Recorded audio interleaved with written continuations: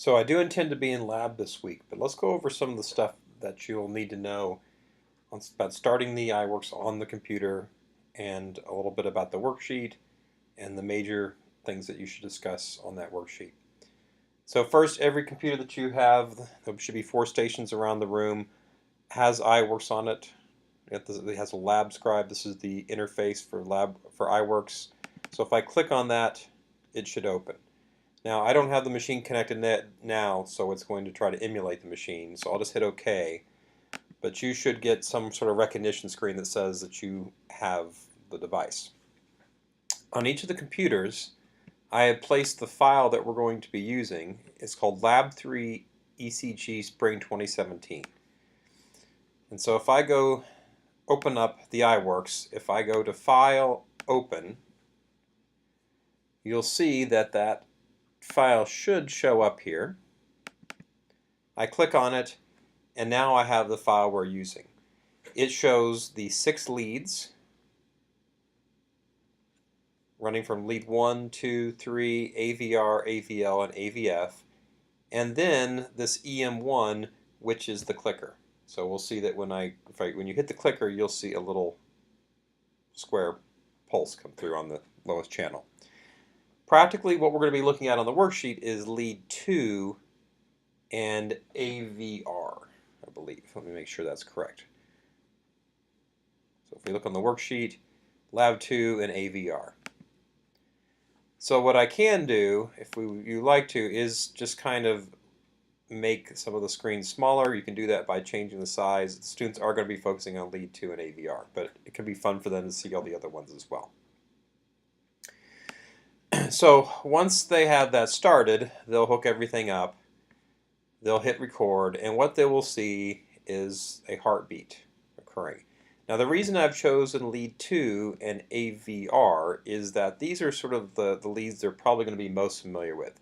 The lead 2 is what I sort of call the TV lead. If you see a single picture of the EKG or ECG on a TV show or movie, that is typically what they're showing.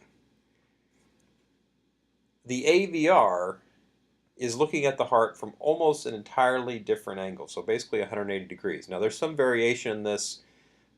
Hearts vary as far as which leads are the opposite of each other, but in most of the people in the class, lead 2 and AVR are going to be the opposite of each other. So that means that if I have an upward deflection in one, I will have a downward deflection in the other. So that's something interesting for them to see. So let's take a look at this worksheet. So on the worksheet, the first thing they're going to do is they're going to hit record, and they're going to allow 3 nice heartbeats to occur, right? Nice clean data. They're going to hit stop, and then they're going to measure the amplitude of the P wave in each of those 3 beats. So here would be beat 1, beat 2, beat 3, the average of those on lead 2. They're going to do the same thing for AVR. It should be the opposite. So if this was 0.5 up here, this would be negative 0.5 or so. Then for R, they're going to measure R for beat 1, 2, and 3 on lead 2, T for beat 1, 2, and 3 on lead 2, taking an average of R, taking an average of T, and then doing the same things for AVR. They're going to be doing that on this screen. This little window here will show analysis. You can put 2 cursors on any point and it will show you, let's go ahead and hit that. We're in the analysis screen. I can put 2 cursors on and it will show me, and actually it's not working now that we're not actually hooked to anything and we don't have any data. Let me record some data. Okay, well, when we do that. But normally you'd have some data there. You go to the analysis screen. You can take 2 points and measure the voltage differences between those 2 points. So that's how they're going to be doing their measurements. Then there's some questions. P corresponds with which event in the heart? This, of course, is the depolarization of the atrium. T corresponds with which event in the heart? This is the repolarization of the ventricle. Now from there, you might want to let everybody catch up and have a little bit of a discussion. I would draw on the board for number 4 a sort of a typical PQRST waveform, and you ask what is occurring in the heart in the time between R and T. Why is this region flat on the graph? Well, what is occurring is that the ventricles are still depolarized, and they are contracting during that entire time. Then they finally repolarize, and they start to relax. Why is this region flat on the graph? Right? The cells are more positive than normal, yet we have nothing going on in the graph. And the key thing here is that what we're measuring with the ECG is electrical change. So when the heart is becoming more positive in a way that's spreading through the electrical system, then things are changing. When the heart is repolarizing, going back to being negative, then things are changing electrically. But while it's just flat, right, while it's just contracting and the cells are just positive, they're not really changing electrically. They're just positive. There's no change. So what we're measuring is change, so there's no change in that particular region. They're then going to figure out the heart rate that they measured. So they will measure the time between beat 1 and beat 2. They can choose any two similar points, so the top of P for both, the top or R for both, the top of T for both. Typically people will use R because it's easiest to see. And so they would figure out what is the time points between these two R values for this beat and beat 2 and calculate the heart rate.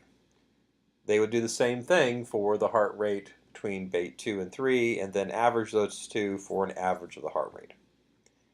And that's the first part. For the second part, they're going to get out a stethoscope and they're going to listen to the subject's heart.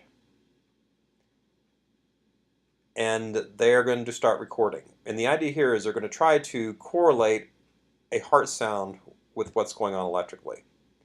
Now this is actually a little bit hard to do because the two heart sounds occur very quickly, and so they're going to have a little bit of difficulty doing this. What we found is the easiest way to accomplish this is to listen to the heart, find the heart sounds, and you can mention the fact that the idea of auscultatory points.